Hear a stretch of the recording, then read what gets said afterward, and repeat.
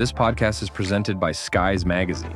If you're interested in the Canadian aviation industry, Skies is your go-to multimedia resource for the latest news, in-depth features, stunning photography, and insightful video coverage. Whether you're an aviation professional or enthusiast, Skies is dedicated to keeping you informed and bringing your passion for aviation to life. Visit skiesmag.com to learn more and subscribe to stay updated on all things Canadian aviation. Fuel and ignition switches on. RPM switches set. TD switches normal. Doors and hatches closed. Lay down. Strobe light on. Restart check is complete. Clear left. Engineers, start number 2. Starting 2. Wing 310 Pilot Project Podcast. Clear takeoff. Runway 31 left.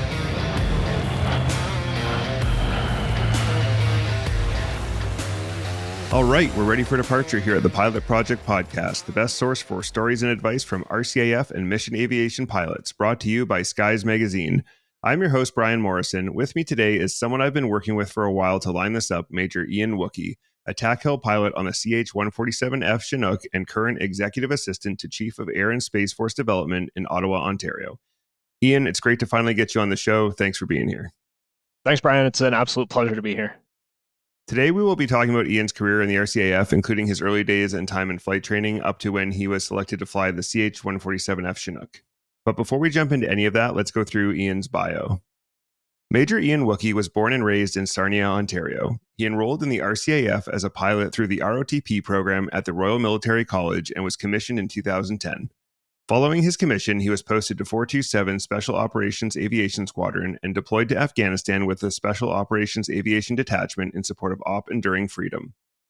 In 2013, he received his wings and joined 450 Tactical Helicopter Squadron, qualifying on the CH-147F Chinook helicopter. As a member of 450 Squadron, he participated in numerous operations, including Op Nanook in the Canadian Arctic and multiple Op Lentis deployments to aid in wildfire and flood response across Western Canada. In 2018, he was posted to Fort Bragg, North Carolina, where he flew the CH-47F Chinook with the 82nd Airborne Division as a foreign exchange officer. There he served as a senior air mission commander, tactics advisor, unit trainer, and battalion operations officer. He deployed with the 82nd Combat Aviation Brigade in 2021 on Operation Freedom Sentinel, where he coordinated the retrograde of U.S. and NATO forces from Afghanistan. During the evacuation of Kabul, he flew as a CH-47F aircraft commander in support of Op Allies Refuge. Returning to 450 Tactical Helicopter Squadron in 2022, Major Wookey held various leadership positions and served as Deputy Commanding Officer. Ian currently serves as Executive Assistant to Chief of Air and Space Force Development in Ottawa, Ontario. Ian's awards include the Canadian Forces Decoration, General Campaign Star, Southwest Asia, and the U.S. Presidential Unit Citation. He is a graduate of the Advanced Tactical Aviation Course, the Canadian Army Operations Course, and the U.S. Marine Corps Command and Staff Program. He has accumulated over 1,800 flight hours on both RCAF CH-147F and U.S. Army CH-47F helicopters. Additionally, he holds a Bachelor of Arts in Psychology from RMC and has represented the Canadian Armed Forces as a member of the CISM men's volleyball team. Ian currently resides in Renfrew, Ontario with his wife, Major Andrea Wookey, and their dogs and horses. Ian, we always like to start with this. Where did aviation start for you? I don't want to say I came by aviation by accident, but I did not come up through, the Air Cadet stream that you followed or that a lot of my peers have followed. I was inspired to actually join the CAF through the ROTP program at Royal Military College. As I was finishing high school, I was trying to figure out what I was going to do with my career. I was always an athlete. I was always into sports. And I found out that the Royal Military College had opportunities to play varsity sports at a high level. One of the pillars of RMC is athletic excellence as well as academic excellence. So I was really interested in joining the military college. And as I was going through the recruiting process, my recruiter happened to be a pilot. And as I was trying to decide on what trade I wanted to pursue, what career path I wanted to go through in the CAF, I got steered toward piloting and aviation. And that was kind of my initial thoughts at aviation. I was a bit of a nerd growing up. I always watched the airplanes flying overhead. I do remember going to the top of the parking garage at Toronto International for a couple hours at a time to just watch the planes landing. I always thought it was really cool, but I never had any sort of dreams or aspirations for it until it the opportunity presented itself to me, and I jumped at it. That's pretty lucky that that recruiter kind of pushed you in that direction, because pilot typically is a difficult trade to get into. It's typically like there's only been rare times where it's been a high demand trade, because typically it's chock full of applicants. So it's pretty awesome that you got pushed in that direction. Yeah, I feel really fortunate to have been there. Yeah. You attended Royal Military College, or RMC, under the ROTP program. I know some people who loved it and some who really didn't enjoy it. So how did you find your time at RMC? I absolutely loved my time at RMC. As I mentioned before, I was there as kind of not a scholarship athlete per se, but I joined a varsity team. I played volleyball for the entire time that I was there. Met a lot of people that way. The relationship building at RMC is outstanding. The academic programs at RMC are outstanding. I had the opportunity to study under a lot of really senior officers, especially in the military history program, who were a wealth of knowledge and experience. Some of the peers in your groups ahead of me, they're now kind of the senior leaders, unit leaders of the CAF. So being able to get to know them on a personal level and build some of those relationships, I think was really beneficial to how I advanced in my career, but as well moving through RMC and understanding the importance of teamwork in a military setting. That's something that's followed through my career all the way along. As I moved into flight training on deployments, working with foreign militaries. We had foreign exchange students at RMC while we were there, so we got to learn some things about how the U.S. Air Force works, how the U.S. Army works, before we were ever exposed to that in any sort of operational sense. Those are some of the things I really enjoyed about going to college there. That's pretty cool. I didn't realize we had international students at RMC. Yeah, specifically with the U.S., each of the U.S. service academies have exchange programs at RMC, and we send, as Canadians, we send RMC cadets to the American academies as well. Oh, that's cool. I didn't know that. What would you say was the best and worst parts of going there? Best parts, I think I already mentioned, was the relationships you build. For sure. And the people you get to know. I've still got some of my best friends and some of the peers I'm still working with are my classmates from RMC, especially the ones that we bonded with in our first year orientation program under the stresses and rigors of that program. I'd say the worst parts was the worst part was also a best part. Feeling failure, like being allowed to experience learning through failure, being allowed to make mistakes and do things wrong. I mean, most of the folks at RMC, you're probably 18 to 22 years old. You're still learning your place in the world, learning your place in the CAF, but having the mentorship of some senior leaders at the college, squadron commanders who are second, third tour officers who come back to be able to mentor you.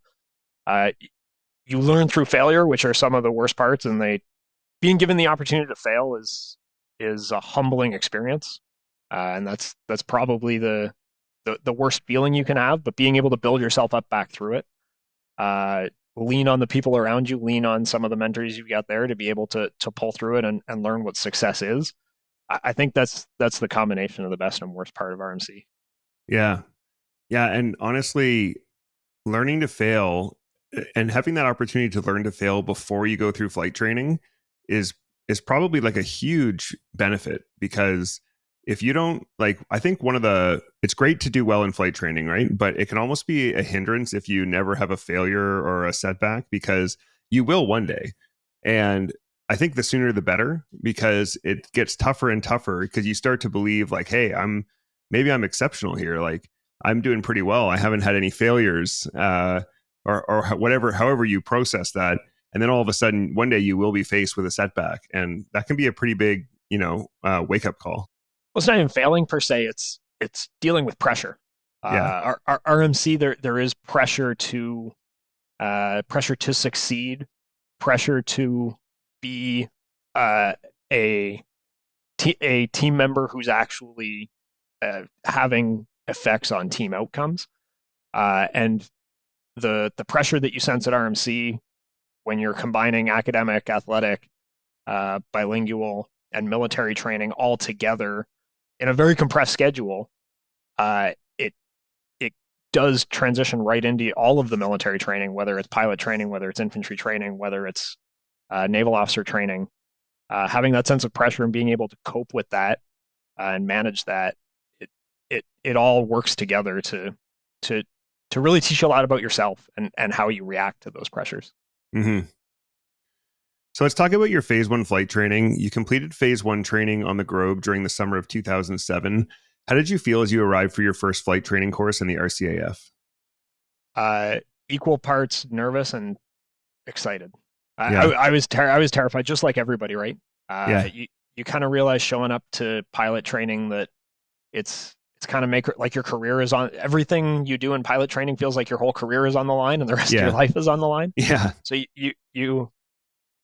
you have that sense of impending doom, but at the same time you're excited because you're going flying. Yeah. You're going to get paid to go sit in an airplane and do some really cool maneuvers.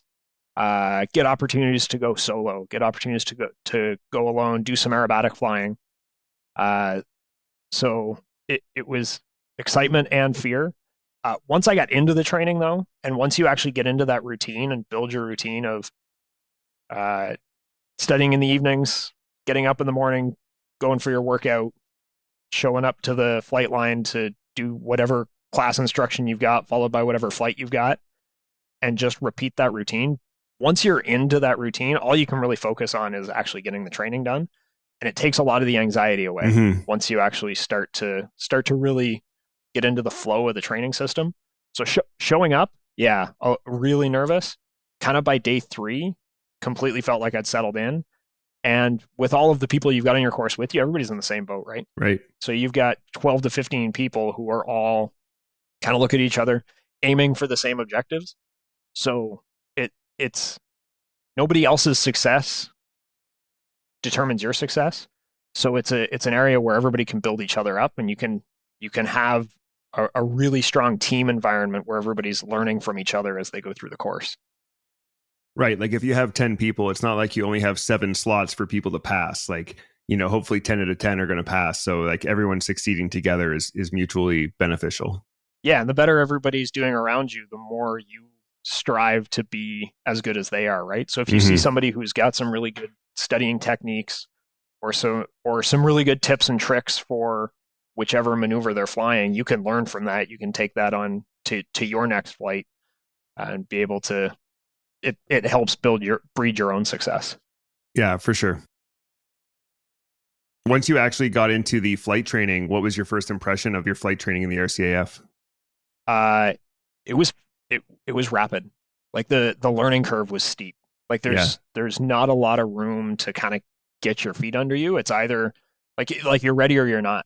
So it was really on you to be prepared for every single flight, because I think we're less than 12 hours at that time. I mean, I did phase 1 in 2007, so it may have changed slightly by now.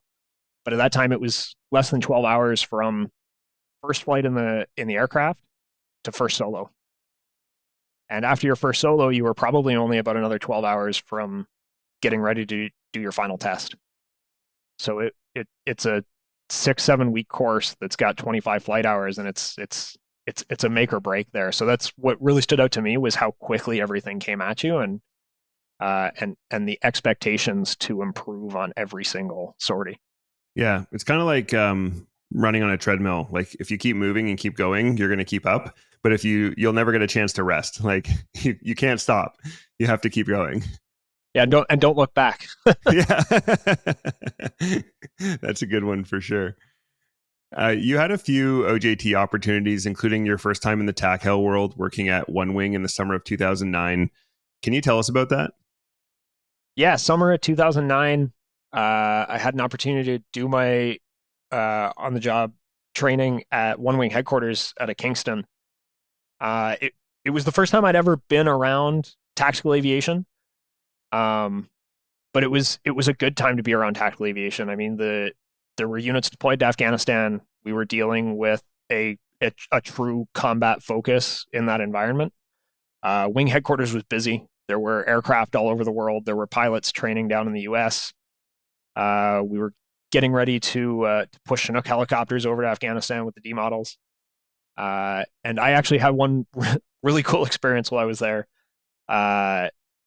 where 430 Squadron out of Valcartier, they were going down to Fort Sill, Oklahoma, to do a door gunnery camp in preparation for their deployment to Afghanistan.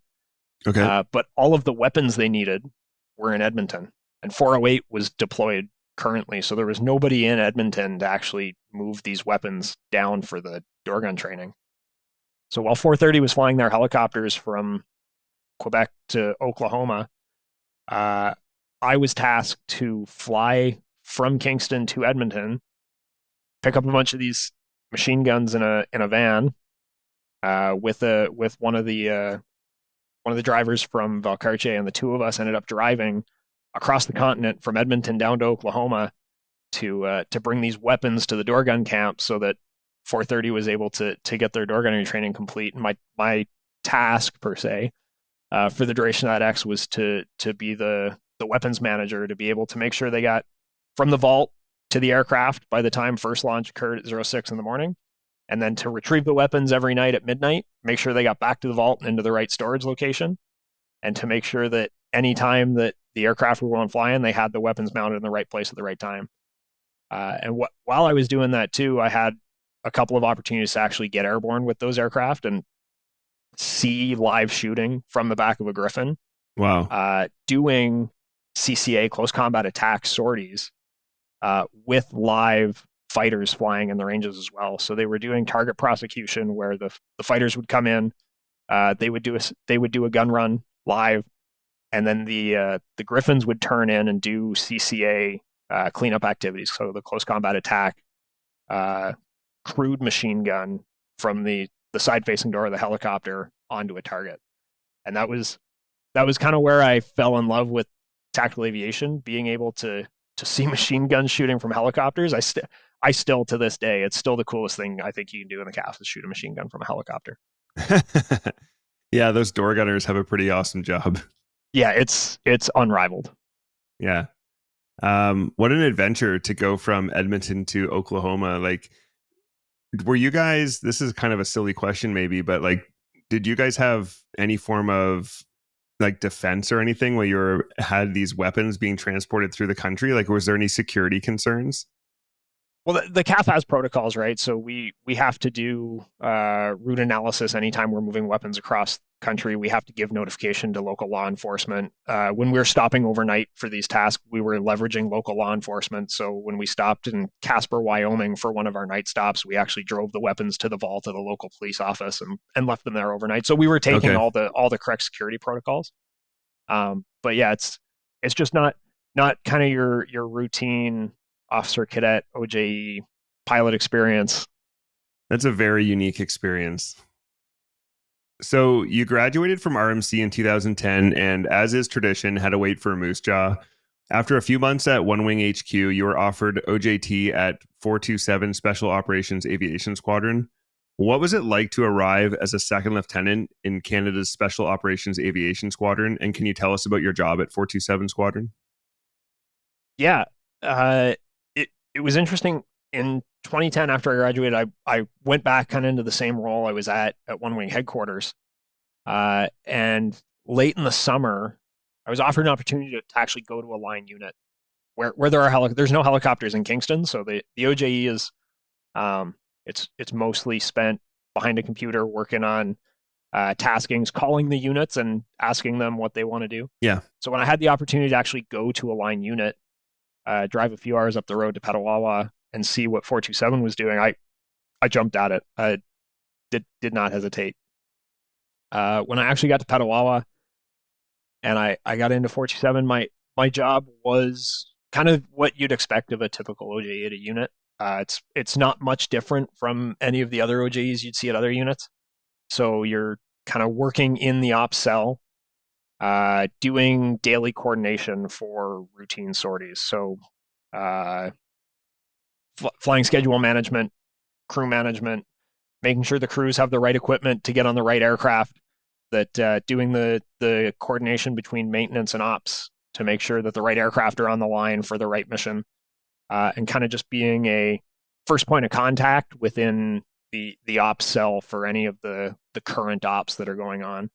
Not necessarily a decision maker, more of a coordinator. Mm-hmm. But it's what I find about those kind of roles in on the job training is it's the best way to actually get to know everybody in the unit. Yeah. Because if you're looking for a point of contact, you're going to call the ops desk, and sitting at the ops desk is, well, if it's the second lieutenant OJT, well, now they're going to be calling the next person you need to go to, and it's kind of the first place you come if you've got a question about what's going on for the day. Yeah. So you get to have that face to face with everybody, from the maintenance side to the logistics side to the flight crews, and it's a really good way to learn how the unit functions and how the Air Force functions. Yeah. Working in operations can be pretty hectic, and sometimes it can be pretty tough because when everything's going great, everyone just goes and does their job and, takes it for granted. And when things grind to a halt or something goes wrong, people are showing up at the desk red-faced and, demanding answers. So that can be tough. But the upside of it is, like you said, you pretty much get to know everybody in the unit, and you really learn a lot about the operations, the day-to-day of how things run and all that stuff. Yeah, I really enjoyed it there. Now, this is kind of crazy. When you were still an OJT second lieutenant with 427, you deployed to Afghanistan with the Special Operations Aviation Detachment in support of Op Enduring Freedom. This is basically unheard of as an untrained second lieutenant. So what's the story here? How did you end up on this deployment? Well, I like to think that I was doing such a good job that they had no choice but to deploy me. But no, it was one of those. There's certain things that happen in your career where you kind of think right place, right time, and I don't say that as I didn't deserve to do it. I just mean you make your own luck. But if opportunities present themselves, you got to take advantage of them. And in this case, 427 was had the Special Ops Aviation Detachment deployed at Kandahar, flying the Mi-17 helicopters over there, and they were a little bit short on the ops staff. So it was a small detachment, and they basically took the OJT role I was doing with the current ops coordination, and transplanted me forward to do the same thing with Special Ops Aviation. Okay. So I ended up deploying with them from early 2011, kind of through summer 2011, doing a very similar OJT role, just doing it forward at Kandahar Airfield. So I was in the op cell of the SOAD, doing daily flying schedule coordination, making sure that we had the right aircraft and the right crews in the right place with the right maintenance done, doing some mission coordination. So if there was a mission ongoing, I'd be taking the details of the mission, making sure that the right enabling agencies who needed to know what was going on knew what was going on, doing coordination with airfield management to make sure that we knew what was going on in the rest of the AO at Kandahar, because at that time, 2011, Kandahar was it was quite the place. It was right at the height of the U.S. surge, so there were probably 40 to 50,000 people on the base. Wow! So it was running like a true air base. So there was a lot of coordination and management to make sure that we were still operating correctly on the airfield while we were doing our mission stuff as well. Wow. What were your feelings about going to Afghanistan? Obviously, this was something you wanted because you had to get a waiver from the deputy commander of the RCAF. Yeah, it was the waiver had more to do with the training level. So because I wasn't trained as a pilot, I was not at my OFP, the operational functional point. Right. So I was not fully qualified to be in a deployed position. So the waiver was specifically related to that training. But the waiver request stated that the roles I was fulfilling did not require me to be a pilot necessarily. They just required me to be able to do the ops management piece that I had been trained to do. Mm-hmm. I also had to do like actual pre-deployment training, the theater mission specific training, which was its own adventure because I had to fly out to Edmonton for 3 weeks in December to go.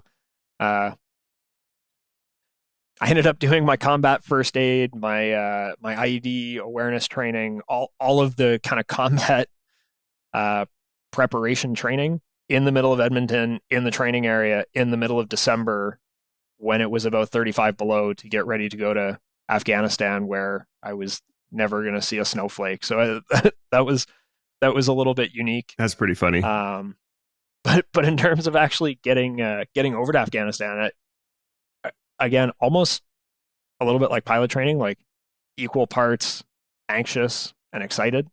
Excited because I mean, who's not excited to actually go into being able to be on a mission, to be able to be in the fight, if you want to call it that.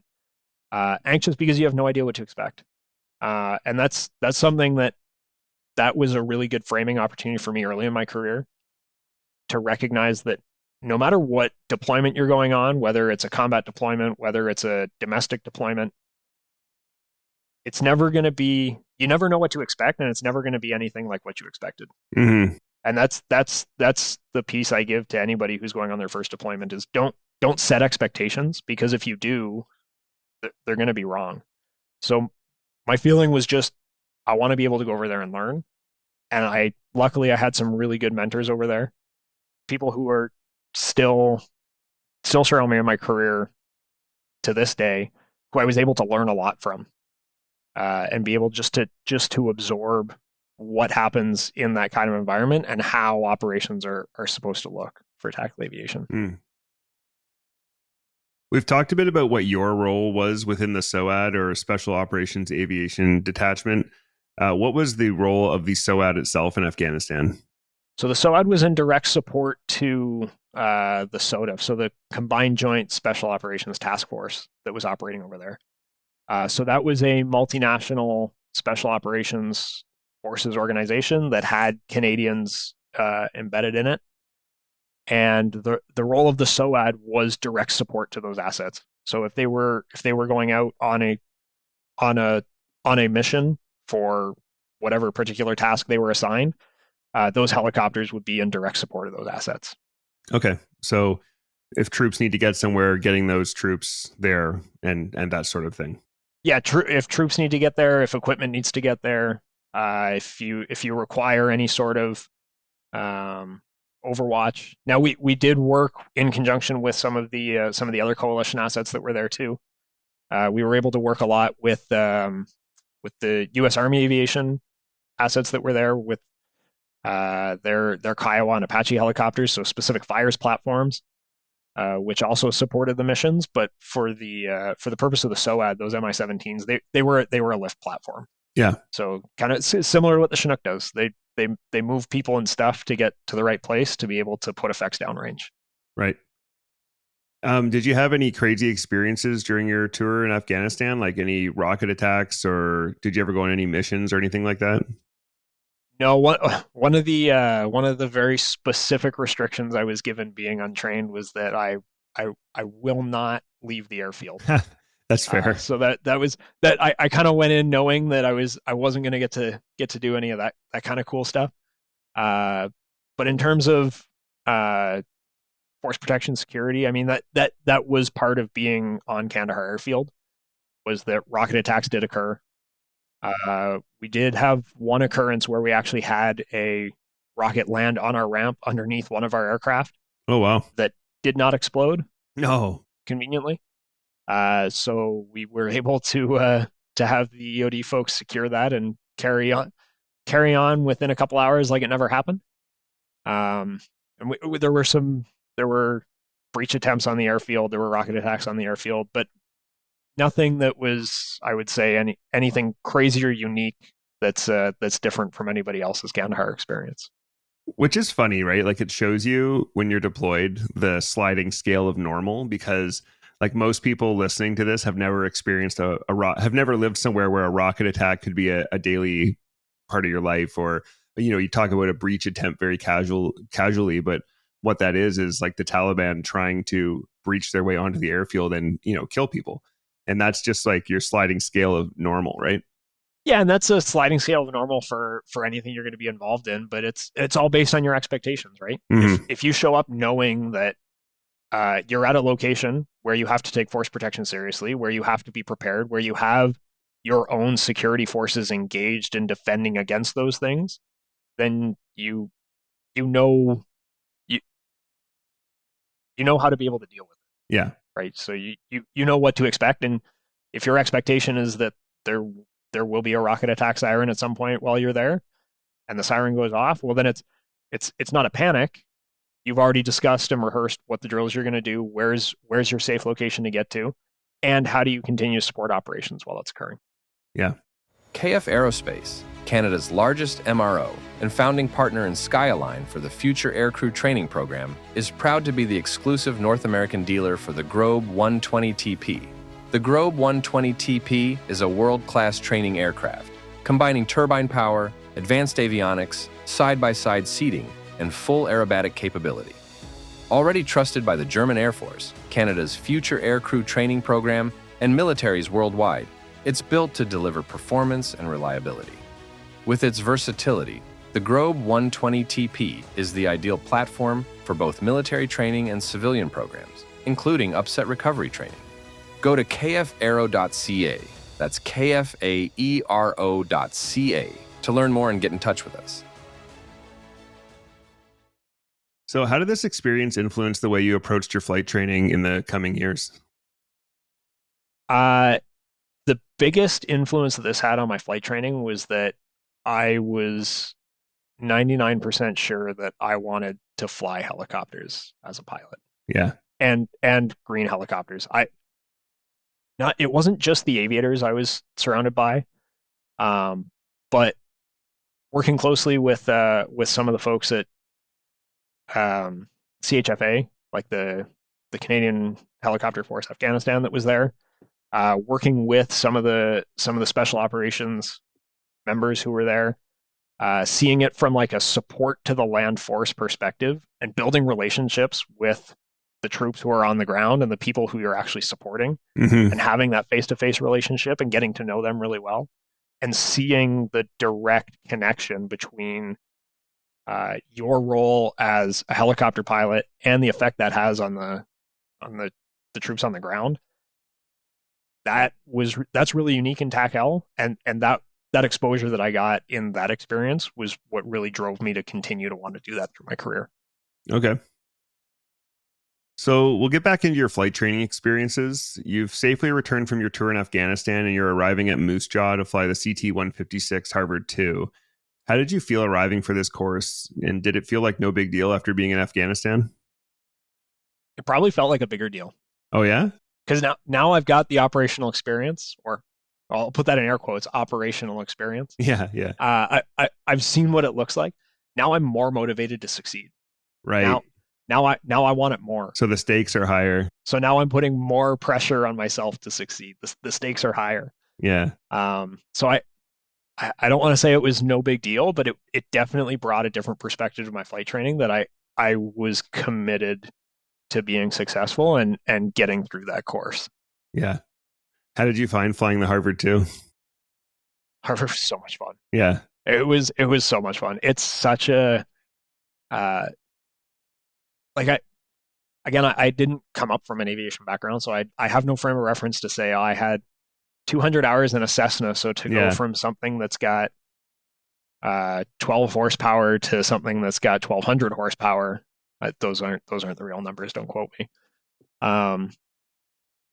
But to be able to get into that aircraft, go to a fully aerobatic aircraft, fly in formation, go up to 24,000 feet, come back down. It was just really cool. It was a really, really awesome exposure to what flying is. And being an 8-month course instead of an 8-week course, you actually get to breathe a little bit during the course, and you actually get to enjoy the experience you were having. And just like phase 1, you're still there with a team. You've got more people at the school, right? Because you've got courses ahead and behind you, and everybody again is still working toward the same objective. So I had a lot of fun on phase 2, I'll be honest. Yeah, phase 2 is a funny thing. Like, it's a very high pressure course still. It's very intense, and there's still the fire hose of information, and you're learning a ton, and like every single day you're learning new things, and that can be really challenging. But if you manage to like take a step back, breathe, I know for me a turning point was having the mindset of like, okay, I'm just going to do my absolute best, and if it works out, that'll be amazing. And if it doesn't, I can walk away with my head held high. And then I was able to like enjoy my time off on Friday and Saturday, like Friday night and Saturday, and hang out with my friends and find fun things to do. And yeah, it can be very fun, but you have to get into the right mindset. Yeah, absolutely. And once you build and establish that routine, you're going to find success in that as well, right? So when you know that, hey, you know what, the weeknights are to make sure that I'm prepared for the weekdays, and the weekends are to make sure that I'm still having fun and I'm relaxed and I'm ready to go and fresh for the next week. Once you figure out that routine, then you're going to have more success. The other thing I had in Moose Jaw was the benefit of having some really good instructors really early in the course. My two, I'd say, primary instructors for my first phase of the course were both former helicopter pilots. One of them was actually a former C model Chinook helicopter pilot who was still teaching in Moose Jaw, and the other one was a former Sea King pilot. And knowing that I wanted to fly helicopters and being able to kind of relate to them and have that kind of human to human conversation with your instructors instead of it being a very authoritative relationship also benefited me in that course. And I don't know if that speaks to them being helicopter pilots. I think they were just genuinely really awesome people. Yeah. But I got lucky in that way too. Yeah. Most of the instructors there are pretty amazing. But it really makes a difference when you get those instructors who take the time to invest in you and to mentor you. Yeah. And can look at you and like be invested in your success. Mm-hmm. I felt that. Yeah. And I think most of them are. Like most people don't end up instructing at Moose Jaw, and they can't really be blasé about their students' success. Like they just won't be successful as instructors. Like all the instructors I've spoken with are very invested in their students' success. Like they're especially when they're early in, like they're nervous when their first students are going up for tests because they really want them to succeed. And yeah, they care. Yeah, well, success on a student is a direct reflection on the success of the instructor, right? So True. I did not ever have an experience with an instructor in Moose Jaw who I did not feel like they were invested in my success. I just highlighted those two because I got along really well with them, and they were formative in kind of like that first Clearhood phase that I was going through. Yeah, for sure. Did you have any particular challenges while making your way through phase 2? Yeah, I'd say my biggest challenge was getting the small stuff right. Like it's one thing to know your numbers, know your red pages, be strong in the classroom, be strong academically, but then when you get in the aircraft and you know the maneuvers, you know what you're expected to do, you know what a before landing check is, you know what an after takeoff check is, but if you forget the gear and the flaps and the right sequence of the before landing check, and it's just one of those things. Sometimes you just get that mental block where you just it just doesn't come to you right away. Mm-hmm. And that I think I had a couple flights right in the middle of my course where it was like back to back flights where I just, for some reason, I had a mental block where I just could not get over the hurdle of getting the right checks in the right sequence at the right time of the flight. Not that I didn't know what I was doing, just that it just did not come to me as I was going through the sequence. No matter how much chair flying I did, no matter how much I practiced, no matter how much I tried to remind myself, I just had those one sequence. And as soon as you have that one level that doesn't quite meet the standard for that flight, then you put more pressure on yourself to fight through. Now for sure. Ultimately I was successful. I never really was put in a position to do any remedial training, but it's getting over those mental blocks of making sure that you're appropriately focused on the right task at the right time. That was the real struggle I had in Moose Jaw. How did you work through that? I got some techniques from some of my peers, some of the folks I was on course with, and having those relationships absolutely essential going through pilot training. to be able to talk to them and bounce ideas back and forth and let them know what your weaknesses are. They'll let you know what your weaknesses are, and you can help each other work through it. And I actually had one of the other guys on my course gave me just like a quick mnemonic that kind of he I don't remember specifically what it was, but it was just one of those things that just clicked in my brain. Yeah. And I never forgot it again after that, because I'm sure it was something funny or crass Yeah. that he said that They usually are. just got stuck in the back of my brain that I just could not forget once we had that conversation. So it was leaning on peers. Yeah. That's how I got through that course. What would you say was the biggest lesson you learned from phase 2 that continues to influence you as a pilot today? Just being genuine, being yourself, being able to have those like just real life conversations with your peers, with your instructors, recognizing that the people around you are all working toward the same goal. They all want to be successful. And the fact that we mentioned earlier that the instructors they're invested in your success.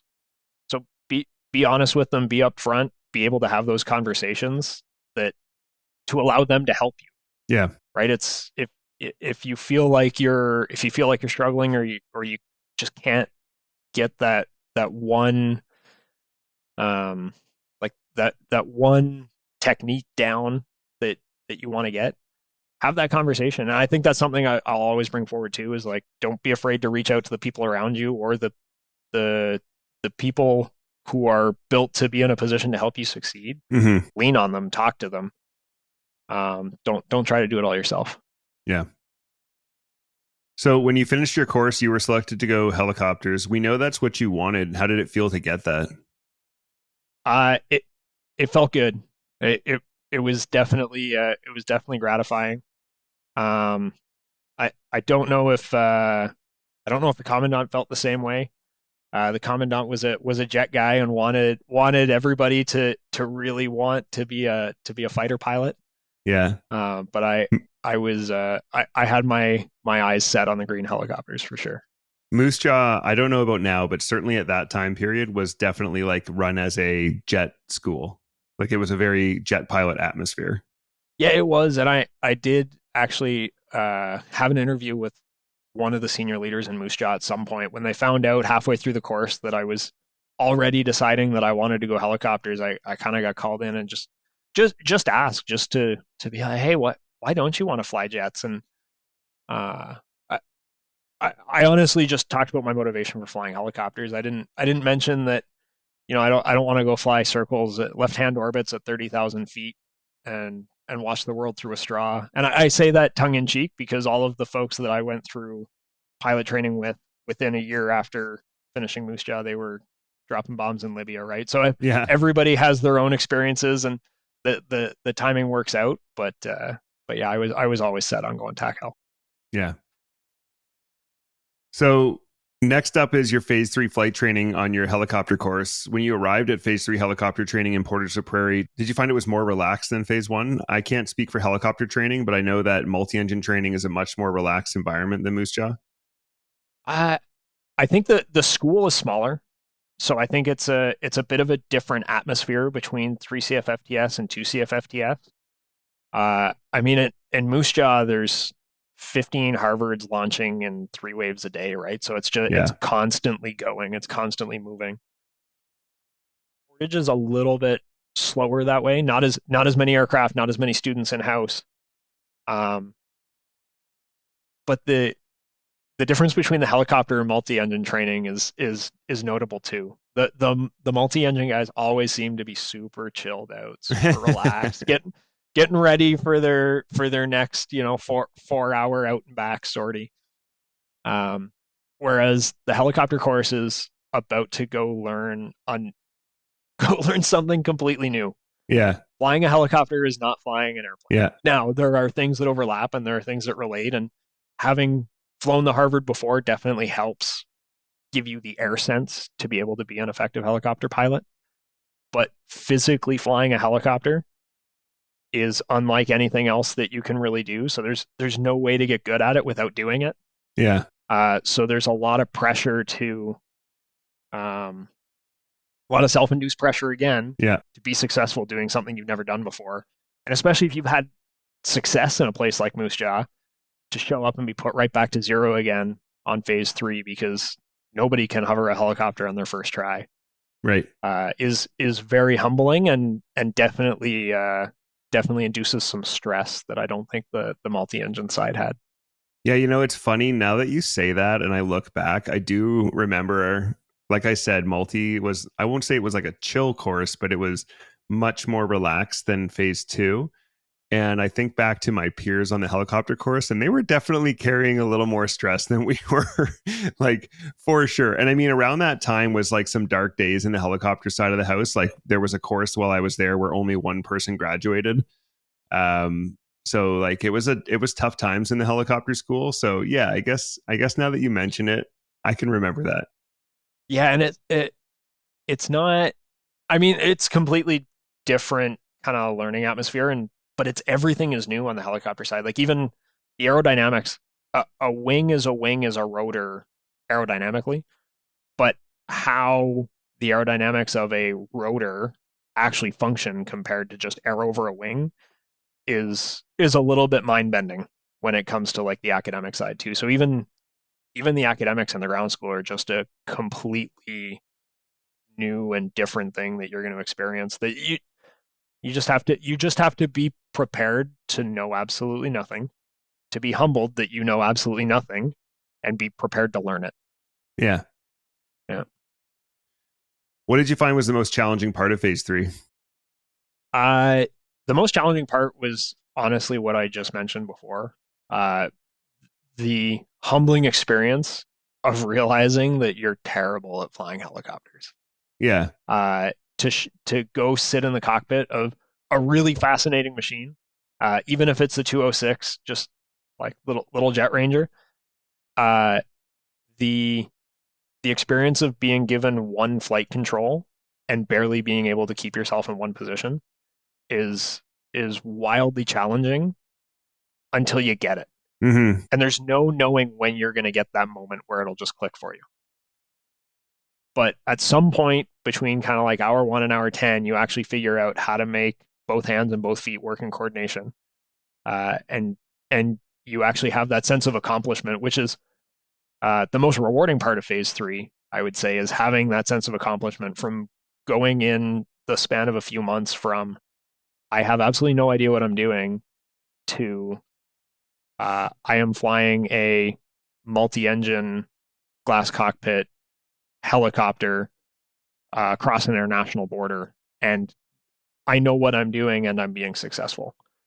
So I think just helicopter training in general has that challenge of going from absolute zero to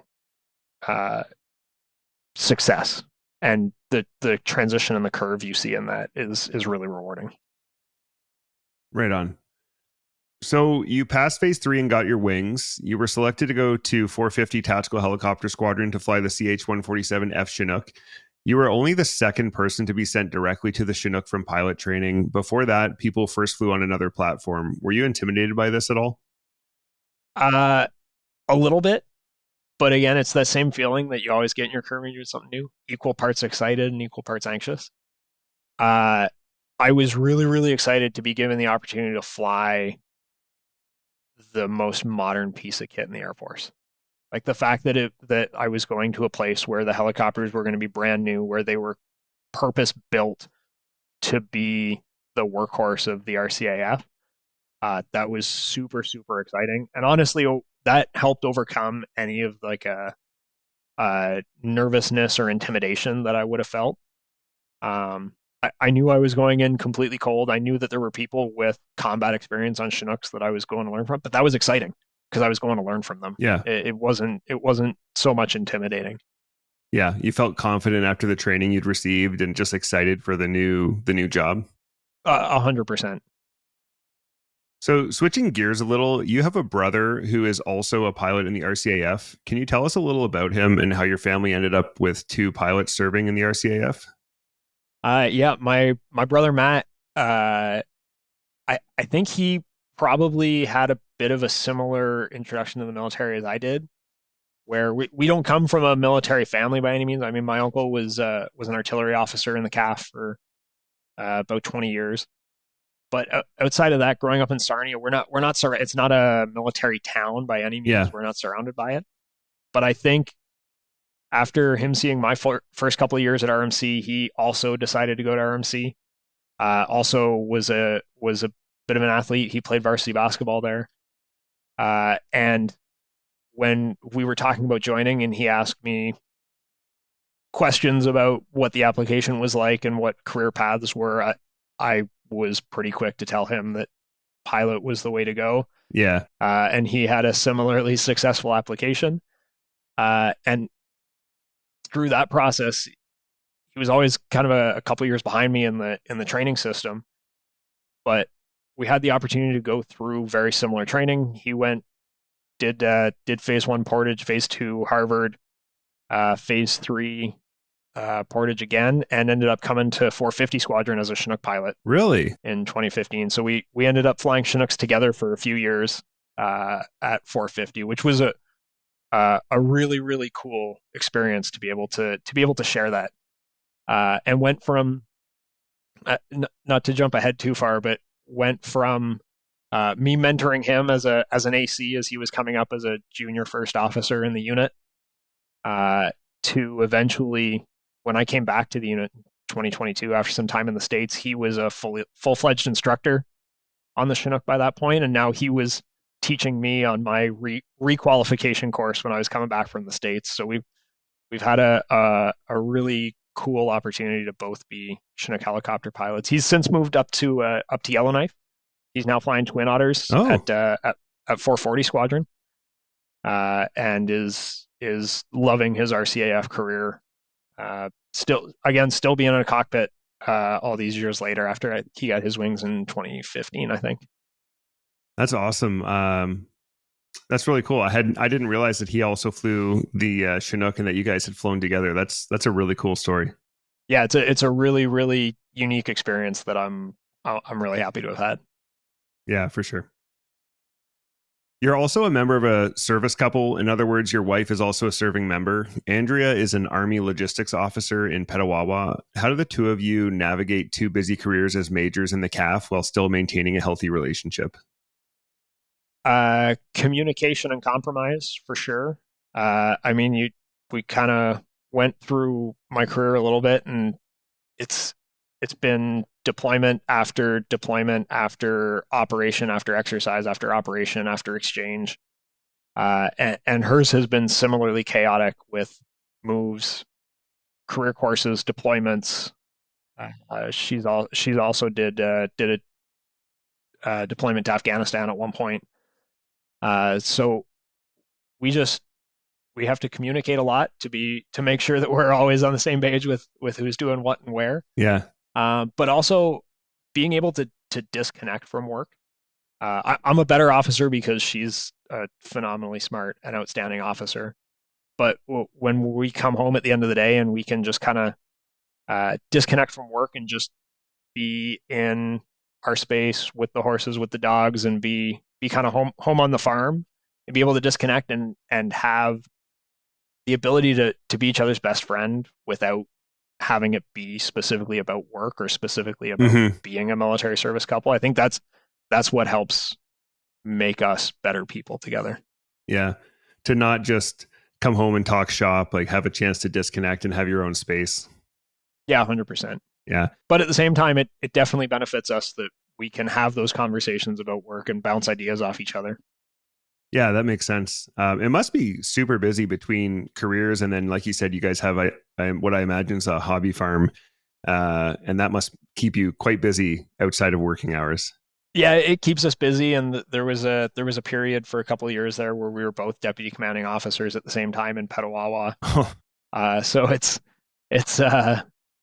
definitely a unique situation to be in, but we love it. Yeah. And it's we're both career military officers at this point. Yeah. So let's close part one with a piece of advice for our listeners. Thinking back on the unique opportunities you've had and knowing that new pilots are now facing some training delays, What advice would you give to someone who is joining the RCAF as a pilot or is currently working through those delays? First things first, and I definitely say this to the folks who are waiting for training at 450 that I see on a daily basis, is one, like, go flying. Like, if you're at a unit, if you do have the opportunity to be at a unit that has aircraft, get on the aircraft. Like at the Chinook unit, go sit in the jump seat of the helicopter. Go sit in the back seat of a 146. Go ride, put a headset on, listen to what the crew is doing.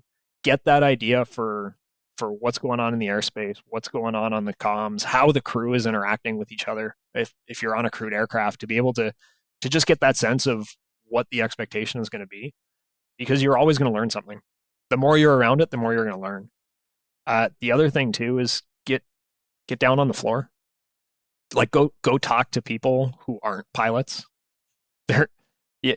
Yes, this is a pilot centric podcast, but the smartest people that I learn from are the people who aren't just like me. Mm-hmm. It's the logisticians, it's the maintainers, it's the area officers, it's the NCOs. Like, Yep. Go talk to them, figure out what they do, how they do it. Go spend a day with them, see what a day in the life looks like. It's one thing to be at the ops desk and get to know everybody and get to know how the unit works, kind of through absorbing the people that come into your orbit. But it's another thing to go down and spend 3 days on the floor and just follow the technicians around and see what they do on a daily basis that helps the unit function. Yeah. The other thing I'd say is, if you have opportunities that pop up, I'm a victim of opportunity in my career. Maybe victim's the wrong word. I'm a product of opportunity in my career. Yeah. I've had the benefit of being, as I said, in the right place at the right time for a few of these events. Even being able to get onto the Chinook out of flight training. It just so happened that I was finishing flight training at a time when they were beginning to accept pipeline pilots. But I also advocated for myself. I knew that there was going to be a training delay. I said, listen, I am motivated to go fly this aircraft, and I'm okay with accepting a training delay if you will give me the opportunity. So you do have to advocate yourself, but take those opportunities. Don't close doors to yourself. If for some reason your OJE says, hey, we need you to fly to Edmonton to go grab a couple of boxes and drive them to this other place, don't immediately poo-poo it as like, oh no, somebody else can do that. Because next thing you know, you'll be driving machine guns across an international border to go sit in the back of a helicopter while they're shooting machine guns out the door beside you, right? So which ended up being a formative experience for you. 100%. So make sure that if an opportunity presents itself, take it. Get on some of those deployments, get on some of those exercises, go sit in the back of an aircraft, go sit in the field for a week with one of the field exercises that the unit's doing. Just do whatever you can to maximize whatever opportunities you're given and whatever OJT you've got. Yeah. I love that. That's a great piece of advice. And I totally agree with you. Also, you mentioned this is a pilot centric podcast, but I completely agree with you in terms of the importance of learning the world around you, learning from various different trades, NCMs. Like, good NCMs will mentor officers. Like, officers need to be listening to their NCMs and learning from them, because every strong military is built on a core of experienced NCMs. Like, I know, the only reason I knew a bunch about the sensors on the Aurora was because the ASOPs mentored me and taught me about them, and the flight engineers taught me about the systems of the Aurora. So you have to listen to those people. You have to learn from them. Plus, they're great people. It's great to get to know them. Yeah, and you and I have the benefit of being experienced on crewed aircraft. Yeah, where you don't go flying without the entire crew, right? That's right. It's not a single seat jet. It is an aircraft that only flies and only works because you have 3 to 4 people in that aircraft who are all working together to achieve an aim, regardless of rank. Yeah. So you got to be able to build those relationships with everybody around you. Yeah, for sure. Okay, Ian, that's going to wrap up part 1 of our chat for today. It was great to hear about your time in flight training, and it was really, really interesting to hear about your time in Afghanistan. I'm excited to learn more about your time with 450 Tactical Helicopter Squadron. So thanks for being here today, and I'm looking forward to the next one. Thanks, Brian. It's been great. All right, that wraps up part 1 of our chat with Ian. You can tune into our next episode to hear all about his experiences flying the CH-147F Chinook with 450 Tactical Helicopter Squadron. Do you have any questions or comments about anything you've heard in this show? Would you or someone you know make a great guest, or do you have a great idea for a show? You can reach out to us at thepilotprojectpodcast@gmail.com or on all social media at podpilotproject. And be sure to check out that social media for lots of great videos of our RCAF and mission aviation aircraft. As always, we'd like to thank you for tuning in and ask for your help with the big 3. That's like and follow us on social media, share with your friends, and follow and rate us 5 stars wherever you get your podcasts. That's all for now. Thanks for listening. Keep the blue side up. See ya! Engineer, shut down all 4. Shutting down all 4 engines.